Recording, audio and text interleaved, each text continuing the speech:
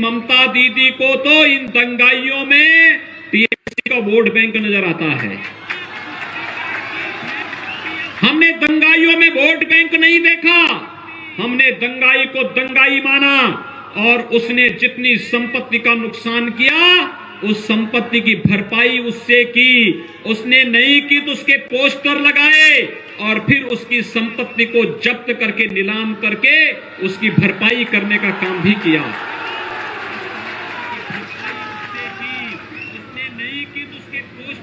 मां की बात करती है दीदी, लेकिन दुर्गा मां की पूजा को प्रतिबंधित करती है दीदी।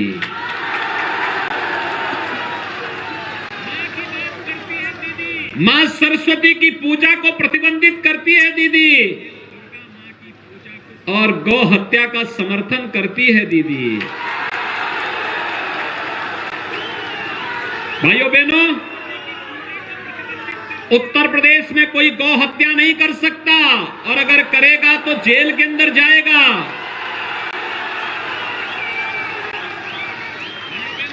दुर्गा पूजा को कोई प्रतिबंधित नहीं कर सकता, करने वाला जेल के अंदर जाएगा। मां सरस्वती के पूजन को कोई प्रतिबंधित नहीं कर सकता, करेगा तो जेल। लेकिन मां की बात करने वाली, अपने को बंगाल की बेटी कहने वाली ममता दीदी दुर्गा पूजा को प्रतिबंधित करने का प्रयास करती है, मां सरस्वती की पूजा को प्रतिबंधित करने का प्रयास करती है और गौ हत्या का भी समर्थन करती है। माटी की बात करने वाली दीदी प्रधानमंत्री किसान सम्मान निधि का लाभ किसानों को नहीं देने देती है। बंगाल की माटी को भ्रष्टाचार का पर्याय बनाने का कार्य करती है दीदी। जितना पैसा मोदी जी विकास के लिए भेजते हैं, राज्य सरकार उस पैसे को या तो लगने नहीं देती है या टीएमसी के गुंडों में बंदर बांट कर देती है। जनता ठगी हुई महसूस करती है।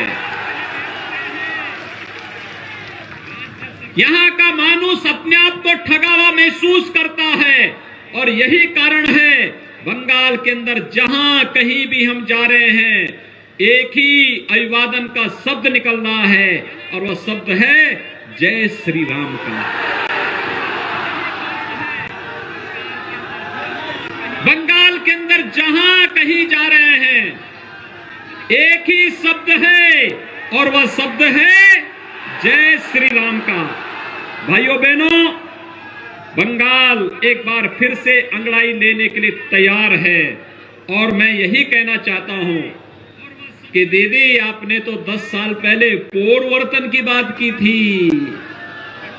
ये परिवर्तन कहां है? ये परिवर्तन तो कहीं है ही नहीं, सब खो गई।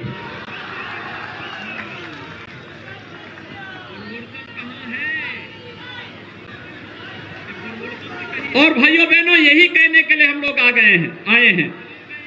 आज बंगाल के अंदर मैं आप सबसे यही कहने के लिए आया हूं, याद रखना, भारतीय जनता पार्टी जो कहती है सो करके दिखाती है।